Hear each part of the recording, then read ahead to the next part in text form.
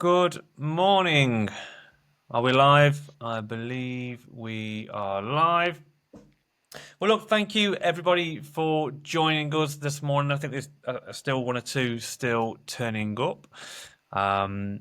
This is our quarterly marketing update whereby by we, I mean the Digital Maze, and I'll tell you a bit more about us in a moment for anybody that doesn't know. We give you an update on all things marketing. We're in a massive period of change at the moment. It feels like the last 2 years have been a lot of change in marketing, so we're here to bring you updates on a quarterly basis. We could probably do this on a weekly basis in truth, but we decided to do it on a quarterly basis. This is the second quarter of 2025. Lots of really interesting updates. The areas in which we will be focusing on today will be search engine optimization. We've got our head of SEO, John, with us. Web development and design. We've got our technical director, Liam, and we've got the paid media landscape as well. We've got our head of PPC, Irina Holiday. So without further ado, hopefully everybody can see a What's New in Digital Marketing Q2 2025 slide on my screen. I'm going to give you a very, very quick introduction to who we are, and then obviously we're going to jump into covering off what's new in SEO, what's new in PPC, what's new in web development, and then the last sort of 5 or 10 minutes, there'll be an opportunity to ask some questions as well, so get them loaded up. Very, very quickly, I want to give you a quick introduction to who we are. So we're the Digital Maze. We're a full-service digital marketing agency. We primarily specialize in home garden, lifestyle, D2C, SaaS, and service-based industries. Got around, I want to say probably pushing 50 years experience. I know it says 30 there, but we've acquired a couple of agencies along our journey, and obviously with that comes a lot of experience across the different channels that we specialize in, which is web development, search engine optimization, and PPC, as you might expect, given the topics we're covering today. We're accredited at the highest level across Google, Bing, and WooCommerce, which is a sort of newer one that we've focused on recently, which is an e-commerce platform. And we're based in Derby, and we've got around, I think we've got 31 people working for us full time.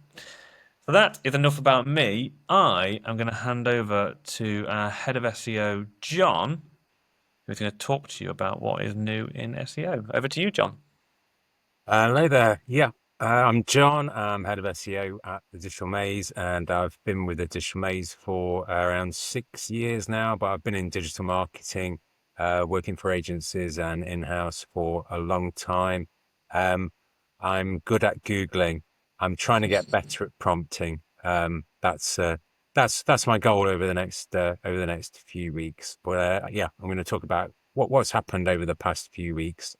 In terms of Google proper, what we've seen is the completion of the March 25 core update, which it's been quite an attritional time for SEO in terms of Google updates. We had a big one in November and then a big one in December. And then we've just seen this one in March. So we've seen quite a lot of fluctuation in results. And this kind of continues what Google says is all about sort of sorting out the quality, cutting down on the chaff in results. So what we saw this time, previously, Google has been rewarding sort of user-generated content. So forums and stuff like that have seen a bit of a resurgence in terms of their search visibility. But Google seemed to take a bit of a back step from that. And some forums, the graph that you see at the top, that's one from the HMRC, have seen some real knocks in visibility. And that's all apart from Reddit, of course, because Google has got a partnership with Reddit to do with content and learning and stuff. And a lot of people in our industry aren't very happy about that because it does seem as though Google is prioritizing Reddit results at times for certain queries. And, even citing Reddit rather than the source that Reddit is talking about. So it's part of Google's ongoing efforts to sort of promote high quality content, user focused stuff, and cut down on SEO focused stuff. Content that's been created where Google thinks the content has been created with SEO in mind. And I think we've seen that certainly where clients have got content which has got fluff, which has got sort of broadly related stuff tagged on to articles. And I think an example of this that you'll all have seen is kind of recipe articles where you'll get the history of the author's grandma in terms of baking and stuff like that, rather than sort of the focus on the recipe itself and the ingredients and the sort of actual content that you were looking for.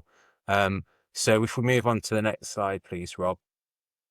Yeah, one of the things we've seen is Google's AI mode. So basically, this is Google's ChatGPT, but within search. So it's a tab that you're going to see in search, and it's being rolled out gradually in the US at the moment. But obviously, what we know is that what happens in the US comes to the UK pretty quickly. So I mean, it's very much like ChatGPT, but what I've seen is the results aren't fantastic at the moment. They certainly aren't as good as ChatGPT. I put in a shopping query about where should I buy binoculars in Duluth, because Duluth, Minnesota, because obviously it's US Google at the moment, and the results it came up with were a Yelp listing, a manufacturer, and a fishing tackle shop, which had a pair of binoculars, but they were out of stock. So it wasn't fantastically helpful. But obviously it's just coming out of testing. And obviously this is important to yourselves, because it's probably going to be another way in which, users are discovering your content, and perhaps Google gatekeeping a little bit more. So you might see less traffic coming through to your website. So we can move on to the next one, please. More and more studies are coming out showing that AI overviews are reducing clicks. This is the latest one from Ahrefs, which shows a general reduction of 35%, which is what we're seeing, with our clients, with sort of informational content. And it is that kind of content that is being hit the most, because depending on the content, if it's something simple, if it's a simple query with a simple answer, it's doubtful that users are going to click through to your website. So you are going to be seeing less traffic from certain popular content items that you've got on your website.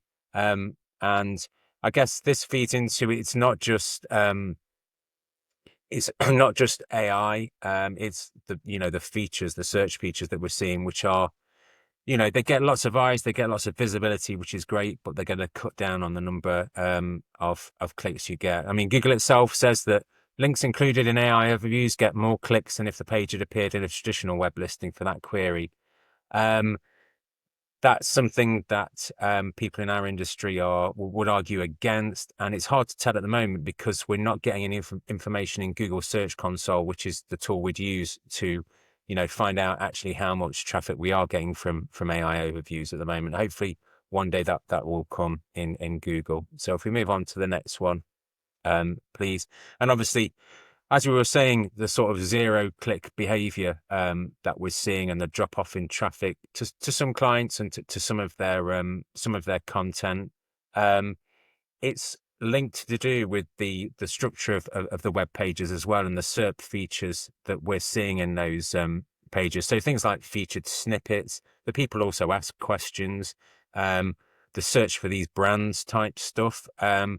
All of this is getting you great visibility. It might not be getting you click-throughs, depending on the feature. And this also means that, if you were ranking 6th for a search term, usually you'd be, in the olden days, you'd be sort of middle of the first page or something like that. Nowadays, with all of these search features, that might mean that you're on page 2. So that's certainly going to have an effect on the amount of traffic that you get for those pages and that content. One of the things is that I'd recommend is, looking at your other channels, looking at social, looking at your paid channels, looking at what traffic you're getting from AI in terms of traffic through to the website. What can you do if these channels are appropriate to your business to make the most out of them? And that graph at the bottom, that's an example client site where you can see it's sort of mirroring what this study from SEMrush, is showing the sort of the growth. Whereas, from just in January, it was 6.5%, and that's up in March to over 13%. So, and that's mirrored in what we're seeing with clients as well. the number, this client, it's in terms of search features, it's it's doubled year on year in terms of the search features that they're getting featured in. So yeah, if we move on to the next one, please, Rob. Um, and obviously, as SEOs, it's getting more and more important to show this change in behavior. In terms of metrics, because obviously we have relied on things like traffic, click-through rates and stuff like that, and we've seen that they're dropping off. But obviously we want to show that our efforts and what we're doing for you is getting other stuff as well, because brand visibility is really important when it comes to Google and to rankings, and it's also important to AI as well, to ChatGPT and Perplexity and those kind of traffic sources. You can use GA4 to, find out what traffic you're getting. So that's in terms of tracking from AI sources. I've included a couple of links there, but it's it's relatively easy to set up a new channel to to segment that AI information. The stuff you're getting from ChatGPT and Perplexity and Gemini. So that's one way that you can do it. And I've also included a link to a guide on how to sort of get the information on featured snippets and stuff like that to get that out into a report. So yeah, if we move on to the next one, please, Rob. Yep, this is an example of AI traffic. And again, it's mirroring what those studies are showing, that, there has been a marked increase over this year. Traffic has increased from sort of 0.1% to 1%. So it's still only a small amount. But, that the traffic has increased, 4.6, 4,600 times. From a relatively low base, but it's really increasing. And ChatGPT is the main channel for that. So it's 85% of the traffic that we're seeing with this client. The thing that Rand Fiskin, and who's very much a big figure in the SEO community and has got a new product, Spark Taro. He had a study which showed that Google search rose 20% the use of it in 2024, and received 373,000 times more searches than ChatGPT. But obviously that is that may be true, but you're not getting the click-throughs from it. But Google search is still an incredibly important channel. So if we move on to the next one, please, Rob. Another big thing we've seen is Google ChatGPT adding shop functionality. So you can now look for products and compare options and buy stuff via ChatGPT. Currently, these listings are organically sourced, and buying recommendations that it gives are based on the conversations that you've had and the history and ChatGPT's memory of its conversations with you. And in terms of ranking for these kind of results in ChatGPT, it's fairly sketchy at the moment how to do that. Structured data is very important. Having review sources for these products and services is really important as well. And it looks as though ChatGPT is looking to support product feeds in the future. So very much like the Merchant Center feed. So when you get if you're an e-commerce site, so when that option becomes apparent, that's something that you'll want to sort out. Other AI agents have got shopping type functions, but obviously the traffic you get from those at the moment is very, very minimal. So it's whether or not it's worth the effort to target those. So if we move on to the next one, Rob. Just looking at some of the differences between them. Obviously, it's a very new thing for ChatGPT, but we're seeing images at a much lower resolution. With Google, you can click through to see the reviews. You can't do that with ChatGPT at the moment. There's a much limited range of products, and that's because of the sources that ChatGPT is using at the moment. Obviously, Google has the Merchant Center feed as a source. And obviously the whole sort of Google sphere. And there's no stock levels. There's the information there is not as good as Google. But obviously it's only just begun, so I'm sure there'll be some massive improvements we see with that in the future. So if we move on to the next one. So just a few other things that have happened. Google Discover, which you've probably got on your phone, that's coming to desktop. So it's another way, if you're a news or content website, that you'll be able to get some traffic or maybe not, depending on click-through rates and stuff like that. In the US, Google's linking to its own sort of AI reviews. It's linking to its own search results in AI reviews. So again, it's another sort of land grab from Google in terms of keeping you on Google rather than sending you to websites. So we might see less traffic because of that. And the other thing is in terms of Google quality raters, if you've not heard of those before, they sort of inform Google's algorithm. They're basically third-party people who are, tasked with assessing websites and looking at websites for quality. And they get guidelines, and their guidelines now include information and guidance on, spotting AI stuff and feeding back on what they think might be low-quality AI stuff. So again, this is an example of, Google looking to target poor quality AI stuff. But that's it from me for now anyway.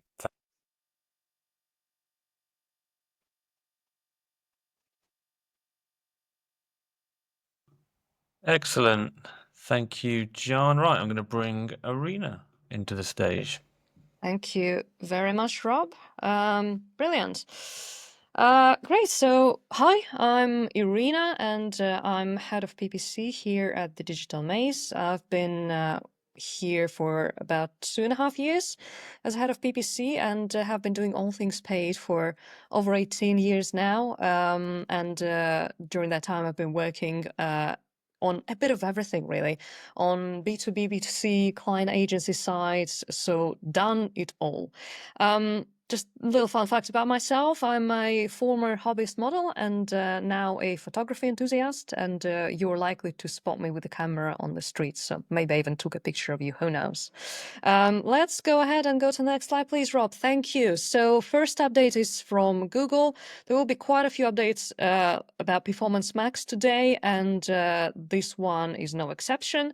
And this one is specifically about private search terms. And Google Ads is now displaying low volume queries as a private search terms. And as you can see on screenshot, I appreciate the screenshot is quite small, but the new reporting in Performance Max campaigns has been spotted for the queries that have fewer than 50 overall unique searches over the past 90 days. And what we essentially see, they are just kind of condensed and marked as private search terms in PMax campaigns.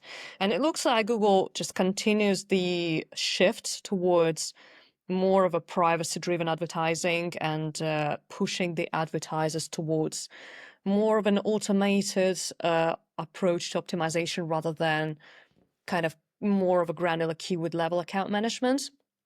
Now, while this update is going to probably create a few challenges for advertisers who rely on granular search term data, it may be a good opportunity to go ahead and kind of test some different structures and strategies, and perhaps look at the metrics other than like sort of really granular search queries, even though I appreciate it can be rather frustrating, especially when Google takes away the control like that. If we go to the next slide, please, Rob. A little bit more on search term visibility, and this time it's actually the contrary, and it's about Performance Max introducing a little bit more visibility in terms of the search terms and expanding the negative keyword limit for Performance Max as well. And what is happening essentially is Performance Max now showing which search terms are triggering your ads to appear. And it allows to add the negative keywords straight from a search term report, similarly as you would have done for a normal search campaign. And you can now add negative keywords directly from search reports. So all you need to do is just kind of tick a box and select add as a negative keyword, which is very handy and quite a bit of a step towards more accessibility, a little bit more control over Performance Max search terms, which I am very pleased to see as well. And the second part of this particular update is the latest negative keyword expansion for Performance Max as well, which has been expanded from 100 to 10,000 in a recent update, as we can see from Ginny Marvin on this particular screenshot as well. So again, a pretty big kind of step from Google to give you a little bit more control over search query and negative keywords as well. Over to the next slide, please. Now, to step away a little bit from Performance Max, but still it's very much of an AI-driven feature. And it's a new beta from Google that is called Search Max. And I'm pretty sure, literally a few hours ago, I'm pretty sure I saw Google has kind of slightly tweaked it and changed this to AI Max. So this is a new kind of AI-powered match type called Search Max, and it's now being rolled out to more accounts to streamline the conversion kind of based optimization and ad creation process. So what Google is doing is utilizing the landing pages, headlines, description lines to expand the search terms beyond existing keywords and match types. And it also features automatic assets and creates AI-generated ad components. And with AI Max, as far as I understood, what is going to be is just a little kind of toggle that you can just slide to the left and essentially turn it on, turn this feature on for your search campaign. So very curious to see what it's going to be like, and very excited to test that as well. Obviously, be mindful that if you're working with the industry that has kind of certain regulations, just make sure that you are kind of keeping an eye on the search terms, ads that have been created, etc. Over to the next slide, please, Rob. Once again, it's the update for Performance Max, and this is a very kind of recent one. I believe it was announced last week, and the Performance Max is now gaining a new channel performance reporting. So as you can see on the screenshots, it's kind of showing you what kind of channels are working best from your Performance Max campaign. It will soon be available in beta, and it's going to show essentially how campaigns are performing across search, YouTube, display, discover, etc. And reports will provide kind of more visualized campaign level summary, and it also can be downloaded, and it can include the metrics like clicks, conversions, ROAS, etc. So very excited for this report, and very curious what it's going to look like for various accounts. Brilliant, thanks, Rob. And a little bit more of Performance Max updates. Told you there are quite a few today, and we have a little bit more goals and image controls that are coming to Performance Max. So in terms of the goals and conversions, we spotted that there is like a new customer lifecycle goals and reporting to re-engage lapsed customers and analyze the cost of acquiring the new customers as well. And there is a new retention and win back goals that are now available in Performance Max. And it allows you to essentially bid a little bit more for lapsed customers. And the customer acquisition cost can now be found in the column in the campaign reporting view as well. And there's a little bit more control over image assets coming, and you can now source images directly from your landing page if you're opted in for that. And there's a new option to add image enhancements where Performance Max can automatically create additional versions of your existing images by cropping them, for example. And also uncropping and animating the images, which is, in my opinion, very, very exciting, is another feature that Google is actively working on right now, and it should be available in the near future.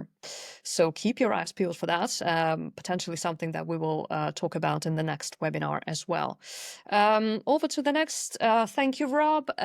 This particular update is from Meta, and we have seen that Meta has now opened Threads to global advertisers. So after a rather successful trial in USA and Japan earlier this year, Threads has now opened their ads to all advertisers globally. So this is going to allow advertisers to reach over 320 million users globally, probably a little bit more now because this has been kind of an update from a few weeks ago, and the Threads audience is growing rapidly, and just over 85 million people in the UK as well. So again, another channel to kind of take into consideration when you are planning your overall strategy. Next update is once again regarding Meta, and it's about the UTM parameters in Meta ads. So now Meta will be adding UTM parameters automatically to the ads unless they're manually specified, and this will happen basically upon your ad has been published. So it is a good update for those who forgot to kind of add UTM parameters to their Meta ads, which happens in our industry. And the UTM parameters will be including UTM source. It's going to be Facebook, Instagram, etc. UTM medium, campaign content, etc. Now, I would still probably suggest creating the UTM parameters manually, just so you kind of know exactly where the certain kind of click or conversion has originated when you will be looking at data through Google Analytics. But this is still better than nothing, and it's definitely a good update that will kind of improve the visibility for Meta ads as well. And one more update from Facebook and Instagram. Not exactly a new update, but it kind of it comes with a bit of an extra feature, if you will. Meta has added dynamic overlays for Advantage Plus catalog ads, and it now supports dynamic overlays, and they look like labels, if you will, that highlight the price difference, discounts, free shipping, etc. And while this update is not entirely new, like I mentioned, the new features offer a little bit more control, a little bit more flexibility. And it currently offers 4 label options: the current price, the strike-through sale price, the percentage off, and the free shipping. And each one of them can be turned on and off. A style can also be customized, or you can essentially let Meta decide to customize the style based on the campaign performance as well. Great. Next slide, please, Rob. This update is for LinkedIn ads. Again, another very exciting one, and the one I've not yet tested, but very excited to test it for some of our clients. And LinkedIn has introduced buyer groups, and this is their kind of latest innovation in the ad targeting. On the screenshot, you can see what it looks like, and all of them are currently only available for software, but I personally believe that this is just a kind of first step, and we will see a lot more of them coming in the future as well. So this new update is kind of coming with the idea of trying to step away from traditional targeting that we usually use on LinkedIn, like job titles or company names, company sizes, etc. But instead, it's kind of allows us to focus on engaging with the group of decision makers and certain influencers to explore the targeting that is beyond our known audience. So the buyer groups are made of kind of two different roles. One is decision makers. So this would be kind of people with authority to approve and finalize the purchases, so likely the CEOs, etc. And the second part is a key stakeholders. So people who would influence the decision, but may not have the authority for the last kind of call. So yeah, definitely something that I personally will be testing, and suggest you to test that as well, and let us know about results that you will get.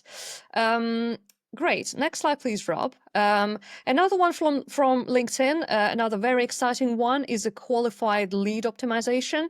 And LinkedIn has now introduced the qualified lead optimization to kind of try and maximize the profits from your LinkedIn campaigns. If you have worked with B2B clients before, or if you are working in a sort of B2B company, you probably know that not all B2B leads are created equal. And this particular update will focus on optimization on the leads that have signaled kind of readiness to buy. You can also define the lead quality either using your own lead gen system or a third-party CRM, whether it's HubSpot, Salesforce, or whatever it is you're using. And you can do that using tools like Zapier, and you can send qualified leads to LinkedIn via Conversions API.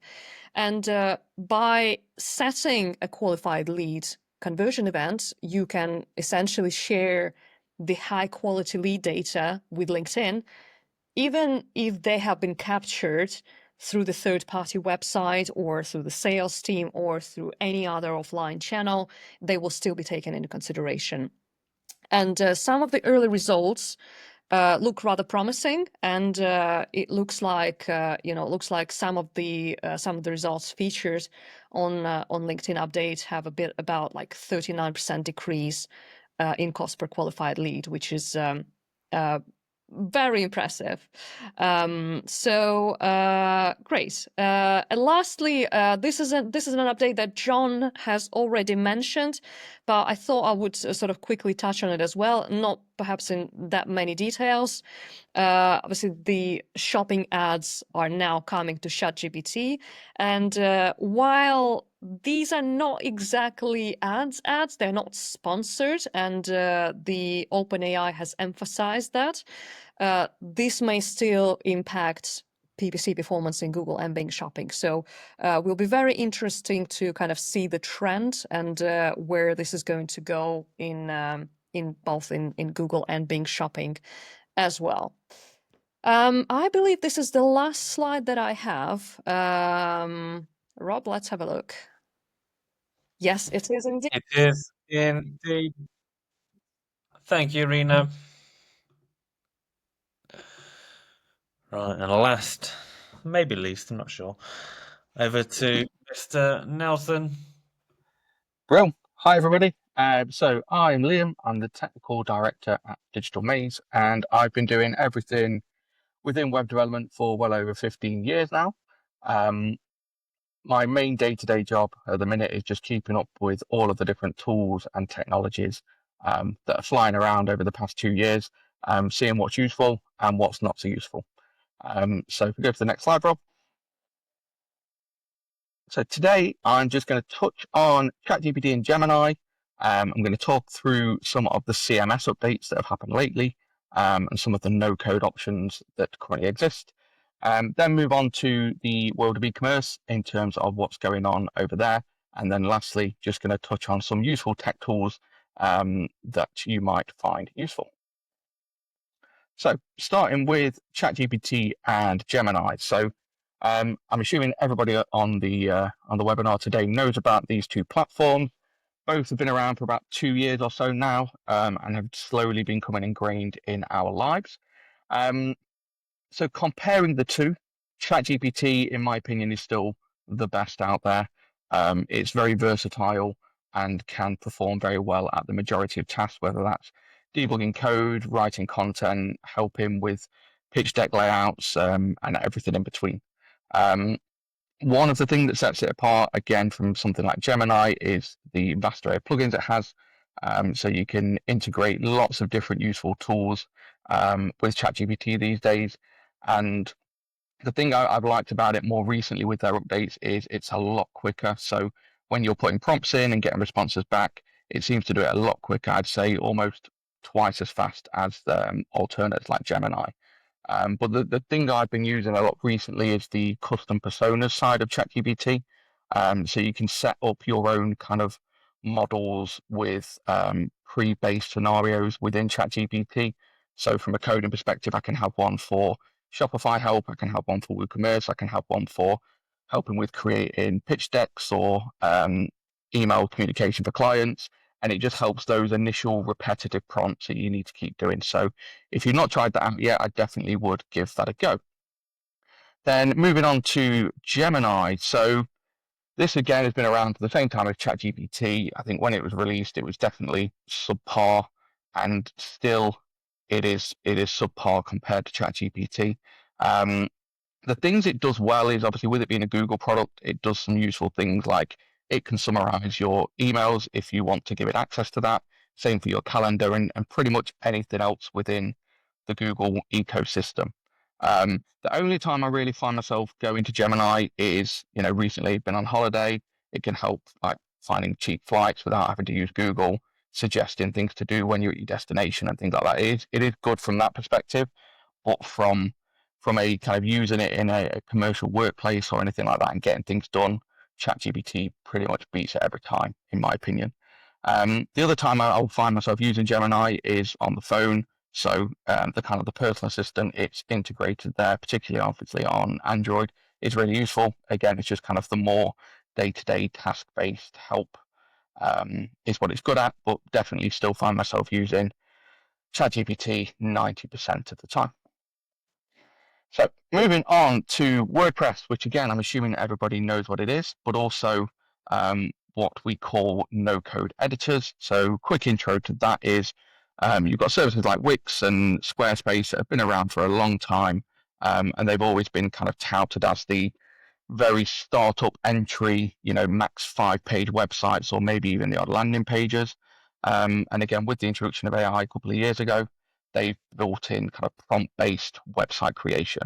I've always had a bit of a problem with Wix in the past, but they actually have the best AI-generated website on the market at the minute. And again, it's really good if you just want a 3 to 5 page website or a quick landing page or something like that. Similar kind of room for Squarespace, but Wix is still kind of generally touted the best. And then you've got two other options which have been around for, again, a couple of years now in Webflow and Framer. If you have more of a design flair about you or design knowledge, these can be really useful to create sites without having to know a lot of code that look how you want them to look like. So these have kind of been dominating the market for those kind of entry-level do-it-yourself websites over the past couple of years. And now, obviously, WordPress has had probably 60 to 70% of the market for all websites over the past 5-6 years. So obviously they see this as a little bit of a threat and they're wanting to kind of get in on a bit of the action. So they've created their own version of kind of Wix Squarespace where you can just go to WordPress.com, give it a prompt in terms of what you want that website to do and to look like, and it will generate that within WordPress for you. It says in seconds, but when I've tried it, it takes a couple of minutes. The end result is pretty good. It's still very early days. It's still a little bit junior, but I can definitely see it taking some market share away from the Wix option. The benefit is obviously the CMS behind the scenes is WordPress, so WordPress users are familiar with it, but it definitely is still kind of geared more towards that kind of startup DIY entry-level market. So moving on, next up, just going to touch on the world of e-commerce. And again, I'm sure most of you all know about Shopify and Woo. These two have been kind of fighting against each other, similarly to ChatGPT and Google over the past few years. WooCommerce saw Shopify as a threat. Shopify wants to take market share away from Woo. So they've kind of been working on their products quite rapidly over the past 12 to 18 months. And I think in previous webinars, you'll have heard me say they're essentially just copying each other's best features. Since the last webinar to now, there's not a huge amount of like really exciting features that have happened in these platforms. But essentially Shopify are focusing on improving their AI integration again, more automated discounts and better loyalty kind of schemes with customers. They've improved their kind of the front end shop. And one of the drawbacks with Shopify is if you want a B2B solution with like trade discounts and pay on invoice and things like that, you'd have to go to their like really high level option, which is very expensive. So they are currently working on a more entry level solution for that. And then they're also working on a better way if you sell across borders. So international shipping and taxes, they've identified that as a big headache because it is. And they're working on a solution to help retailers solve that. Then moving on to WooCommerce. So one of the kind of the drawbacks historically with WordPress and WooCommerce as a result is performance and how they store data and how quick the websites are. So that's been a core focus of the last 12, 18 months of both of the CMSs really. So Woo now, in terms of all the work they've done, it's a lot faster, getting close to the kind of the Shopify performance side of things. But they're also starting to roll that out into the admin area. So using the CMS is just as fast as using the front end. And they're also, again, just copying Shopify by bringing the third-party extensions into the CMS as opposed to going to a website and then downloading it and uploading it that way. The other thing that they're really focusing on now is much better third-party integrations. So creating Google Shopping feeds, integrating with CRMs like Klaviyo seems to be a big play for them right now. And generally just kind of getting as many of those big third parties in as possible. And finally, again, just borrowing from Shopify, they created their own payment gateway about 18 months ago. They're having a really big push on that now. So if you are on WooCommerce, it's definitely worth exploring that because they might be able to give you better rates than the likes of Stripe or anything else that you're using. And moving on to general tech updates, I did pop a question in earlier on to see if there was any developers or people interested in development on the webinar, and I'm assuming not, so I'll whip through this very quickly. But over the past few months, there are some better coding softwares being released. Just like with a lot of all these new things, they're not quite ready yet for the commercial world, but they will start to take over the next 12, 18 months. So if you work with developers, it's definitely worth kind of sharing these with them because it will help speed up initial project setup, workflows, debugging, so on and so forth. If you are interested in learning code and having to play around with it, they're also really good for that because they cut out all of the boring, sometimes quite tricky initial setup. So definitely worth having a look at if you've got any interest. Then moving on to the world of design. So Figma, if anybody doesn't know what that is essentially a much better version of Photoshop, especially for designing for the web.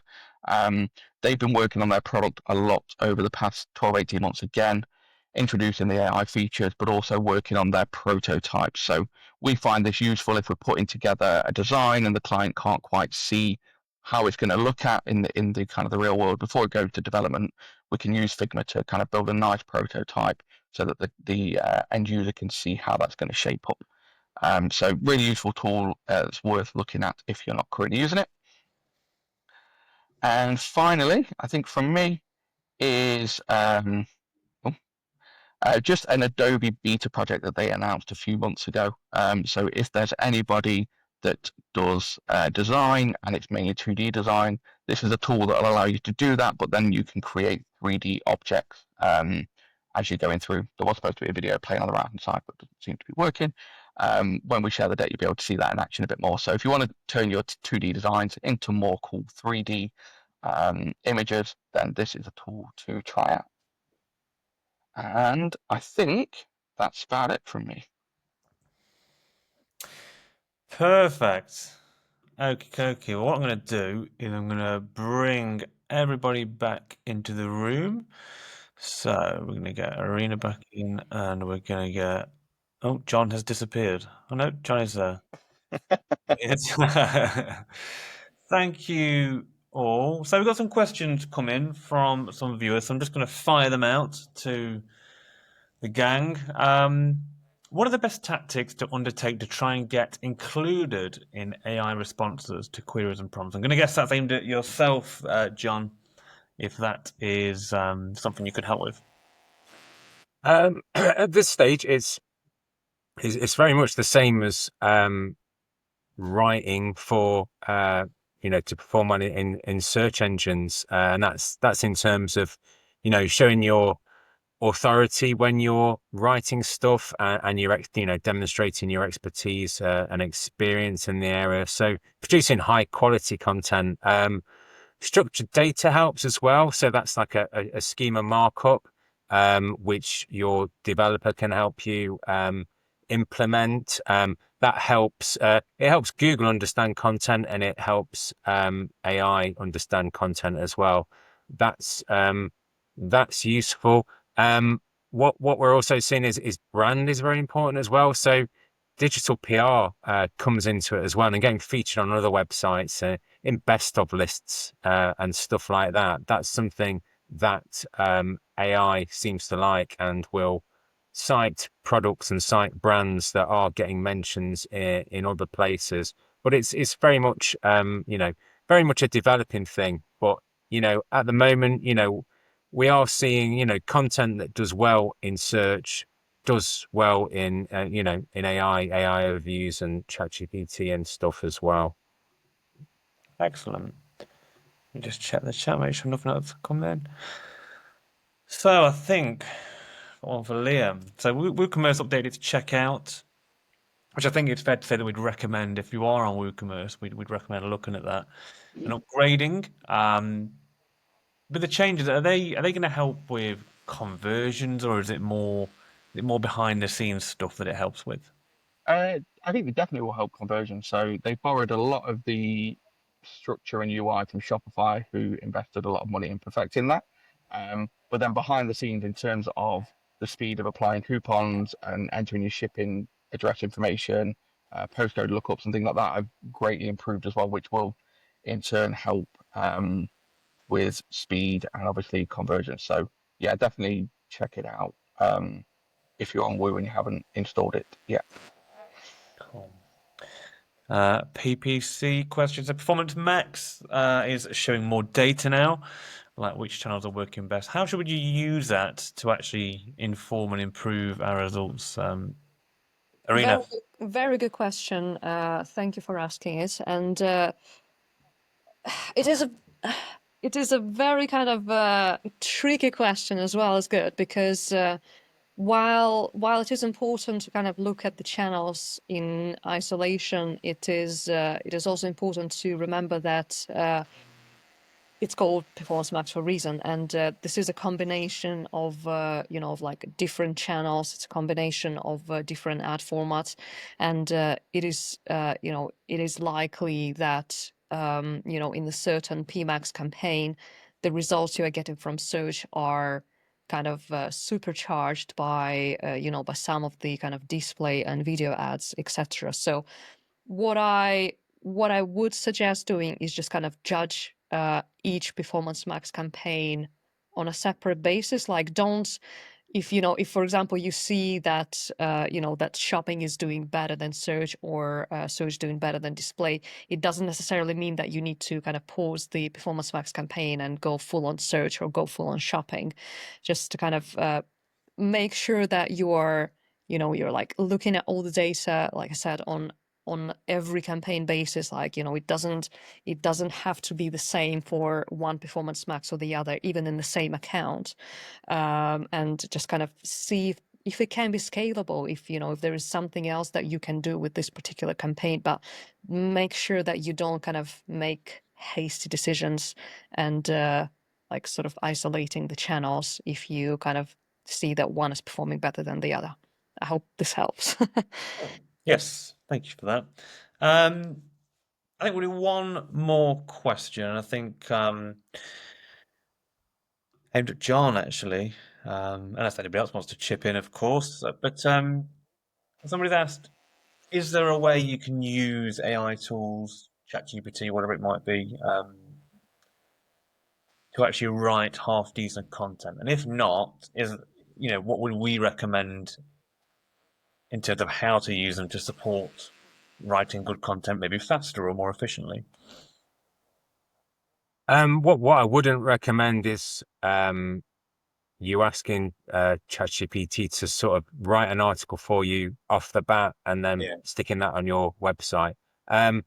What ChatGPT is great for is content discovery, is looking for ideas. It's great at idea generation, and it's great for, can be great for first drafts and stuff like that as well. And I guess it's learning how to use it in terms of, when you're giving it a prompt, say who you are, what your target audience is, what kind of things you're looking for as well. So, get smarter in asking AI what you actually want.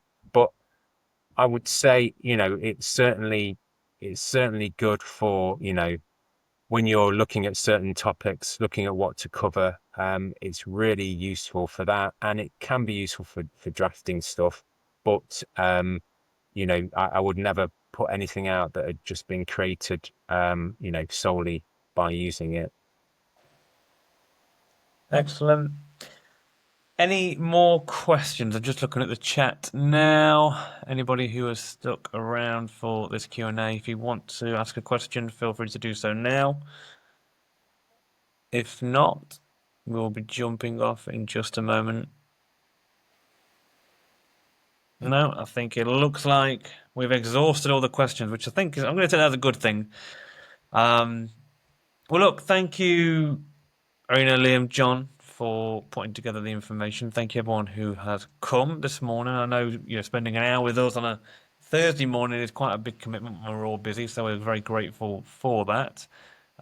We run these quarterly, so do look out for the next invitation, whether it's via LinkedIn or your inbox via email. And then we get really positive feedback. They're typically quite useful. As I said at the start, marketing is changing very, very fast and a lot at the moment. And I think we could do these weekly if we really had the time to do so, but quarterly seems to be a good cadence. So do look out for that.